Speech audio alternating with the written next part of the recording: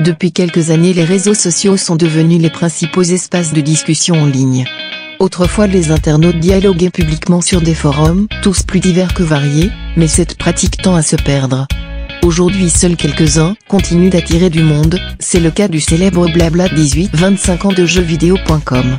Ce forum abrite des milliers de membres actifs, une communauté qui a déjà fait parler d'elle notamment lors de l'affaire de la fuite du bac en 2012, homme mort, et plus récemment l'affaire Mac Podcast. Et fallait que ça tombe, et voilà, c'est tombé. Qui sont ces personnes? Quels sont les risques et les dérives? Où s'arrête l'anonymat? Voyage à travers les méandres tumultueux d'un forum, hors du commun. Mon investigation commence à la sortie de la fac. Les jeunes connaissent manifestement ce forum, mais le sujet semble tabou. Afin d'en apprendre plus et de vérifier si le 18-25 est à la hauteur de sa réputation, je décide de m'inscrire sous le pseudo Petite Peluche. Une simple validation de mon adresse email me suffit à participer au forum. Un point attire déjà mon attention, bien que le forum se nomme Blabla 18-25 ans, il n'y a aucune validation de mon âge. Sa lecture est accessible à tous, et ce quel que soit le pays. Après avoir rapidement édité mon profil, je me présente en créant un sujet, ou un topic dans le jargon. Les remarques ne se font pas attendre, les messages privés non plus. Balance une photo de tes boobs mon cœur. Tu peux noter ma bite sur 20 plus visage en photo s'il te plaît? Tu suces? Derrière l'écran se cache une foule de 1500 personnes, je reste prudente et décide de ne pas tenir compte de leurs revendications. Dans leur lexique particulier, plusieurs termes m'échappent, en cherchant leur définition je tombe sur le wiki du forum. Sur cette page sont listés tous les événements marquants par ordre chronologique, une mine d'or pour la néophyte que je suis. J'y apprends que ce forum possède une histoire avec des courants culturels et leurs personnages illustres, dont certains sont hissés au rang de divinité. Sisla, Nostar, Niap Niap, tous ces noms ne me disent strictement rien, mais ces pages en parlent en détail, je passe ainsi plusieurs heures à lire ces pavés de texte, tous plus intéressants les uns que les autres. Cette masse de culture archivée est bluffante, j'apprends ainsi la définition d'AW, attention war, autrement dit une femme qui joue de son sexe pour attirer l'attention. Je suis ce qu'ils appellent une neofag, c'est-à-dire une utilisatrice qui n'a pas connu l'époque pré-Respawn. Respawn, c'est une mise à jour de l'interface qui a eu lieu en décembre 2014. J'ignore encore pourquoi cet événement a marqué une nouvelle ère, toutefois plusieurs pages en parlent comme d'un cataclysme dans le petit monde de JVC. JVC, encore un nouveau mot de leur vocabulaire pour désigner jeuxvideo.com. Ces petits mots et expressions, ils en ont inventé des centaines au fil du temps. DDB, fake, PEMT, tous ont une signification qu'ils semblent tous connaître. Sur chaque topic, les forumers s'expriment avec des petites images représentant le même personnage. Qui est cet homme? Après une recherche Google, j'apprends qu'il s'agit du fameux Risitas, un comédien espagnol célèbre pour son rire communicatif hors du commun. Les forumers déclinent ces interventions à toutes les sauces depuis quelques semaines, c'est ça, un délire du 18-25. Et des délires il y en a eu plusieurs. Laurent Ruquier, Tintin, Rockefeller, Lidl, et même un fameux Hummer rouge. La nuit tombe, et le forum est en effervescence. Cela fait déjà 5 heures que je suis connecté et je n'ai pas vu le temps passer, je décide de faire une pause et de revenir le lendemain. Deuxième jour d'enquête, pour m'intégrer je vais devoir me conformer à leurs coutumes, des phrases courtes, smiley, stickers, cette fois j'attaque directement dans le vif du sujet en leur demandant ce qu'ils pensent de leur forum. Nouvelle preuve de leur solidarité, j'obtiens toujours la même réponse. Le 18-25 c'est un forum normal avec des gens normaux. Pourtant lorsque je parcours la page principale je suis perdu, les topics défilent à grande vitesse, et parmi eux plusieurs attirent mon attention. Je me renseigne alors pour savoir qui contrôle tout ça, et vous allez voir que la réponse est étonnante.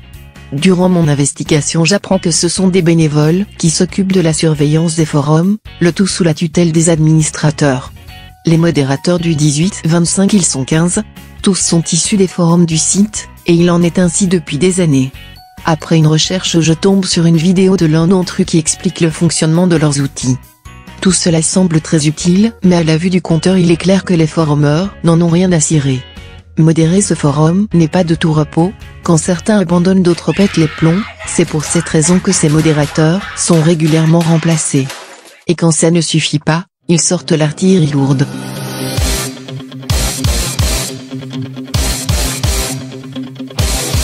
Lorient 56, 58 ans, est un retraité qui modère 85% des forums du site. On le surnomme le Morlock, le capitaine ou encore Haddock.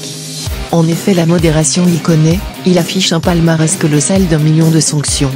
Ce quinquagénaire à la santé de fer pratiquait autrefois la pêche au gros, le rafting ou encore l'escalade. Les légendes à son sujet sont nombreuses, comme l'épopée de 1976 où il parvient à vaincre un ours à main nue dans la forêt boréale de Sibérie, ou encore sa plongée spectaculaire depuis les chutes du Niagara. Un homme a miraculeusement survécu à un plongeon d'au moins 55 mètres dans les chutes du Niagara. Aujourd'hui il s'est reconverti, et avec Lorient tu as intérêt à marcher droit ou ton pseudo ne survit pas. Après une entrevue avec son manager, nous avons pu lui poser quelques questions. Bonjour Lorient, pouvez-vous en quelques mots nous donner votre avis sur les bons et mauvais côtés du 18-25 ? Bonjour. Oui, alors ce que j'aime dans le côté positif du 18-25, c'est sa créativité constante et inépuisable, on peut dire. Parce qu'on l'a constaté avec, il n'y a pas longtemps, c'était cette semaine avec Jean-Fabien, que j'ai réellement poussé parce que je pensais qu'il pouvait faire quelque chose de bien, ou quelque chose d'autre que ces conneries de matinée que je me fatigue à effacer, parce que par moment, il avait quand même un côté immature, donc là il s'en est très bien sorti, il a redressé la barre, et ce qu'il a fait est génial. Ce que j'aime bien aussi sur le 18-25, c'est aussi les délires, je veux dire par là, par exemple Tintin, Ménez, Ruquier, et maintenant Monsieur Rista.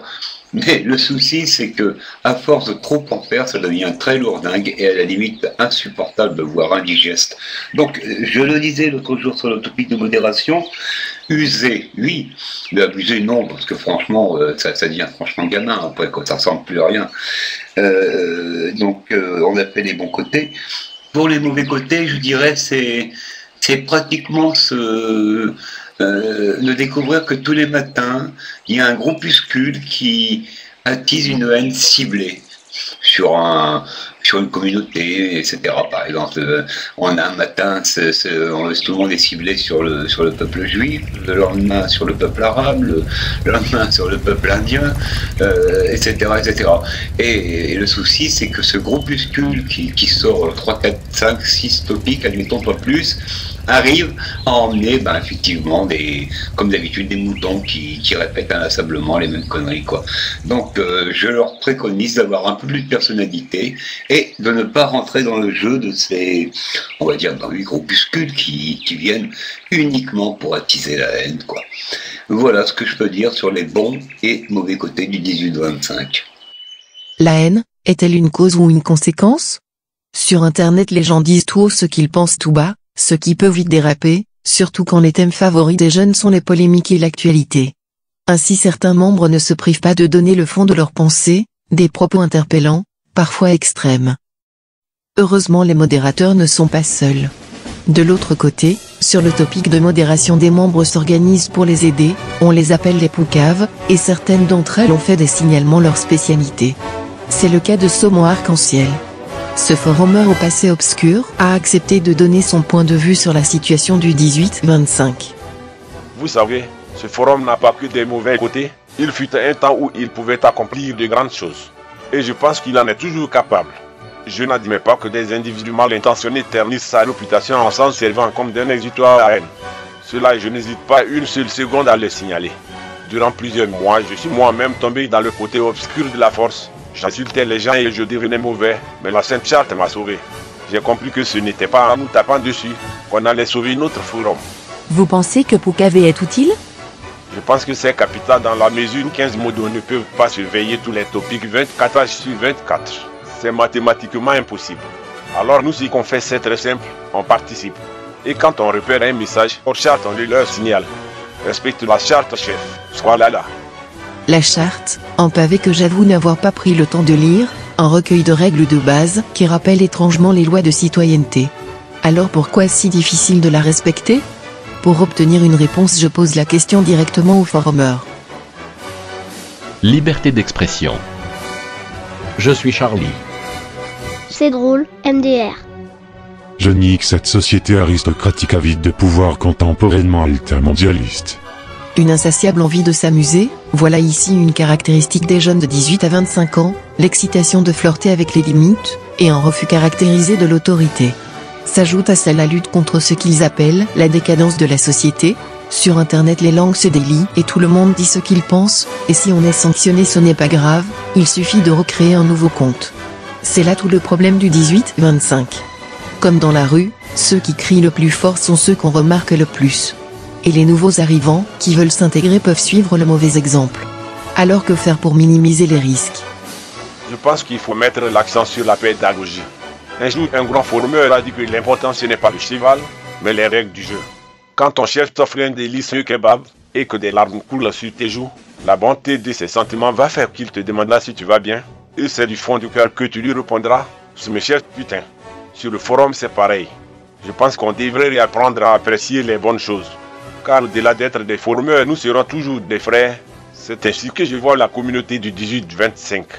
On peut délirer en respectant les autres. J'en suis convaincu.